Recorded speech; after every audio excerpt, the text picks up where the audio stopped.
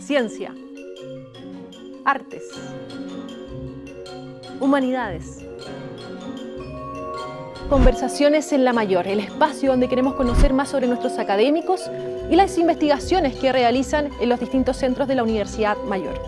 En esta edición vamos a conversar con Elena Vidal, quien es académica del Centro de Genómica y Bioinformática y también doctora en Ciencias Biológicas. Posee una vasta experiencia en el estudio de la genética de las plantas y la búsqueda de la respuesta a los impactos negativos del cambio climático en los cultivos. Elena, muy bienvenida.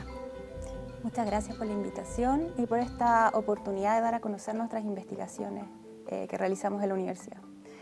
Elena, tu modelo de estudio son las plantas, ¿cierto? Sí. ¿Cómo parte esa relación y cómo es ese vínculo que tienes con este modelo? Desde pequeña siempre me fascinaron las plantas, no solamente por sus flores, por ejemplo, muy bonitas, todos los colores. Y me preguntaba, por ejemplo, en invierno, que es como ahora, que hace mucho frío, y decía, pobres plantas, están ahí, hace tanto frío, ¿cómo lo hacen? Después en verano hace mucho calor. Nosotros como humanos, por ejemplo, somos capaces de pararnos y movernos a un lugar que sea más agradable, pero las plantas no pueden hacer eso, ¿cierto? Entonces las plantas son primero relevantes porque producen alrededor de la mitad del oxígeno Sí. que hay en el planeta, son además el hábitat de muchos otros organismos. Empecé como a verlas desde otra perspectiva también. Entonces ya a finales del colegio estaba como todo el boom de lo que era la genómica, porque estaba casi concluyendo el proyecto de secuenciación del genoma humano y también nos hablaban como de esto en el colegio.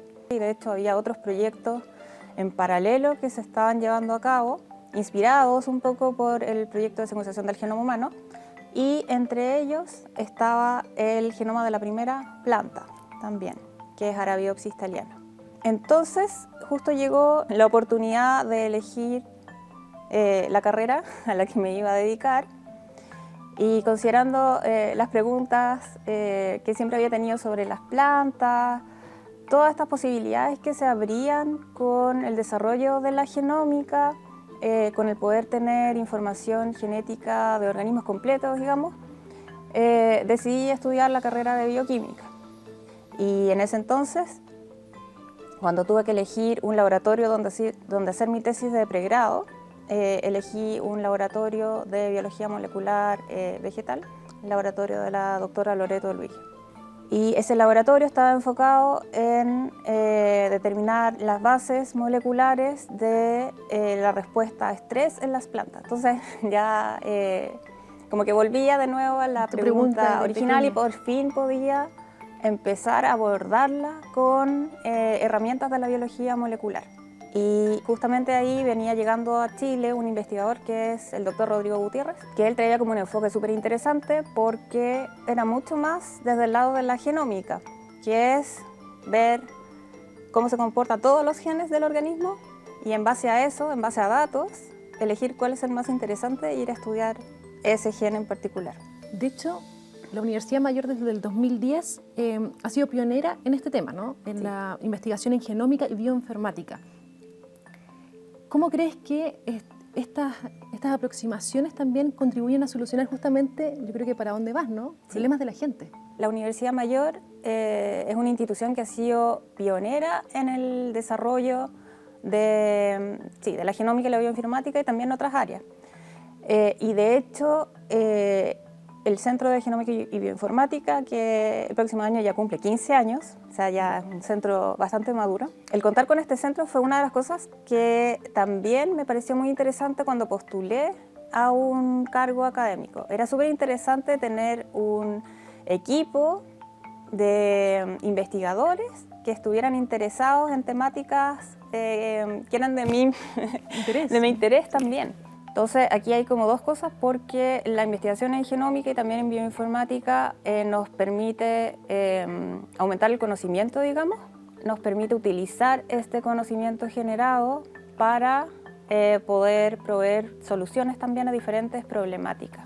Oye, ¿y hasta qué punto en el fondo este desarrollo que tú dices puede solucionar temas como los que vemos hoy día a consecuencia de la crisis climática, por ejemplo la falta de alimentos? Las proyecciones al año 2050 es que vamos a estar cercanos a los 10.000 millones de personas en el planeta. Entonces, eso quiere decir que necesitamos incrementar la producción alimentaria en un porcentaje bastante importante. Sin embargo, esto es un desafío tremendo porque el cambio climático ha traído consecuencias bastante adversas para la productividad de los alimentos. En general. Claro. Y de la mano con esto también han aparecido como plagas emergentes también. Es como tratar de aumentar esta producción, pero con todo en contra. Aquí la genómica también juega un papel bien importante porque nos permite primero estudiar el componente genético de las plantas, de los cultivos, digamos, tratar de entender cómo las plantas están reaccionando a estas distintas agresiones climáticas y tratar de encontrar mecanismos por los cuales estas agresiones no sean tan adversas para el crecimiento de las plantas. Y Chile es un país especialmente interesante para este tipo de estudios porque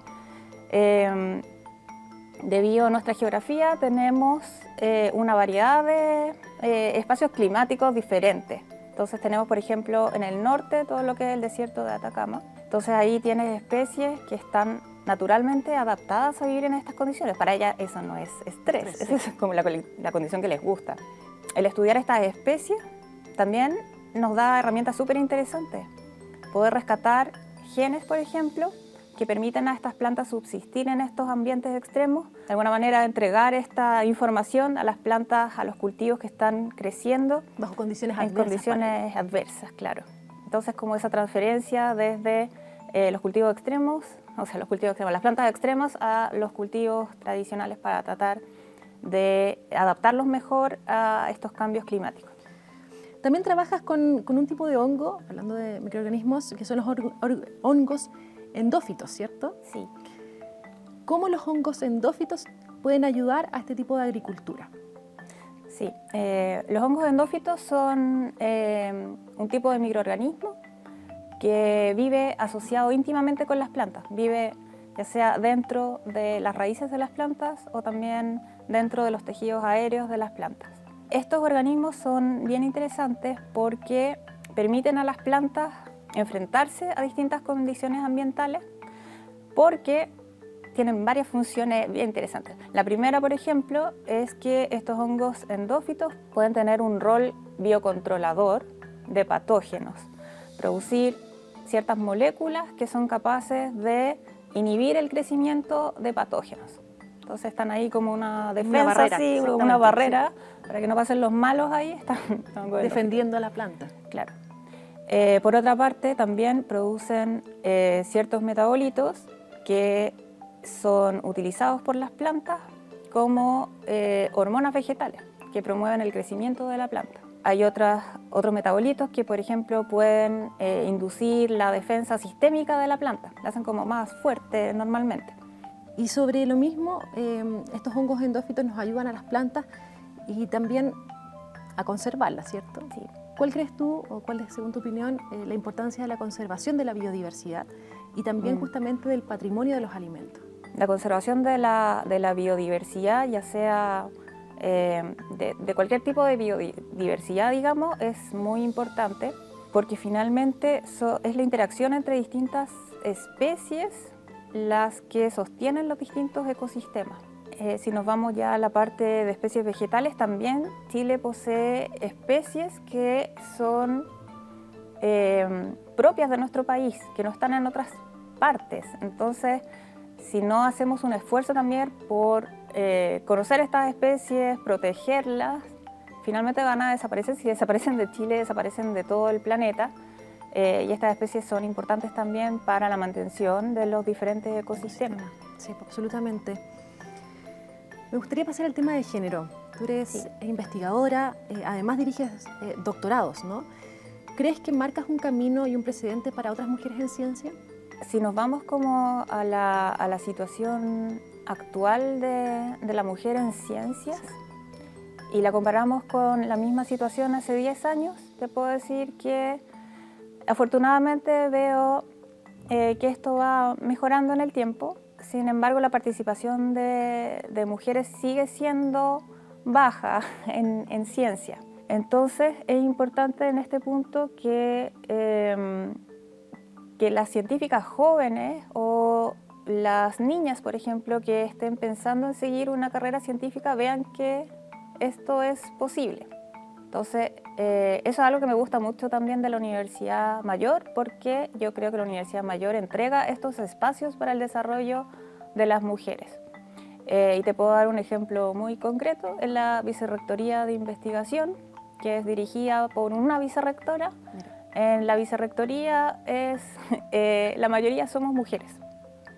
Entonces, eso creo que es un ejemplo muy lindo y muy importante que también está dando la universidad a la comunidad, a su comunidad académica, a sus estudiantes también. Es importante también lo que tú decías al principio, necesitamos más mujeres en ciencias para que la investigación se haga con enfoque de género. Claro, no es una cosa solamente que uno puede decir como de justicia social, que a veces uno dice, pero no, es porque la investigación realmente, para que tenga pertinencia y un impacto en la sociedad, tiene que tener la visión de todas las personas que conforman la sociedad. A las mujeres. Sí. Elena, ¿cuáles son tus próximos pasos en la investigación que realizas? La investigación que estamos realizando más actualmente y pensando como a futuro ya es un poco más compleja en cuanto a los modelos de estudio que estamos empezando a usar.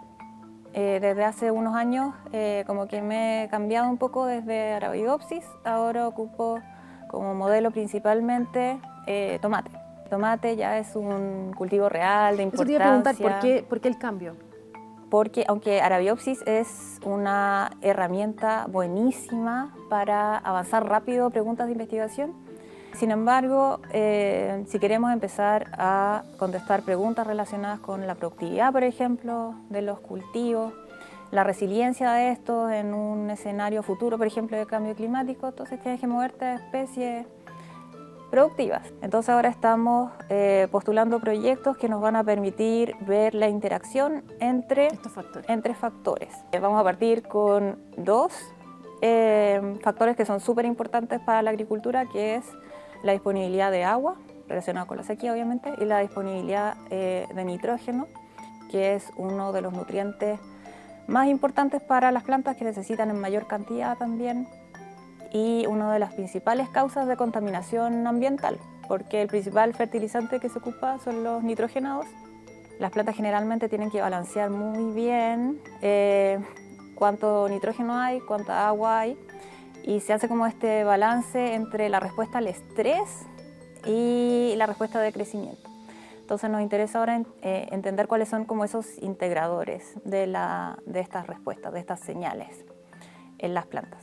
También en los últimos años había un desarrollo importante de lo que son las aproximaciones de inteligencia artificial, que en nuestro caso son realmente útiles porque lo que estamos generando actualmente en el laboratorio es un montón de datos, porque de nuevo piensa que estamos interrogando todos los genes de un organismo que en el caso del tomate es cercano a, no sé, 30.000 genes.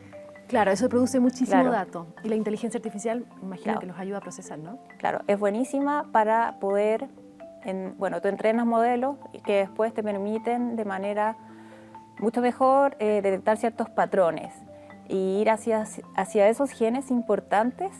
Y que nos permitan en un futuro también poder hacerle un frente también al cambio climático, ¿no? Claro, sí, obviamente con ese fin, de tener una agricultura mucho más sustentable, una soberanía también en la agricultura del país, que tenemos ese problema también, que tenemos que estar importando cosas. Aumentar, por ejemplo, no solamente la resistencia de las plantas al cambio climático, sino que también poder generar alimentos que nutricionalmente sean más interesantes, que tengan mayor contenido, por ejemplo, de antioxidantes, mayor contenido de nutrientes. Entonces, son todas esas cosas, no solo que sobreviva la planta, sino que el producto que vamos a generar sea más atractivo para la población. Respondiendo también a nuestra pertinencia. Claro. Elena Vidal, muchísimas gracias por esta conversación, por estar acá en este espacio de Conversaciones en La Mayor. Muchas gracias.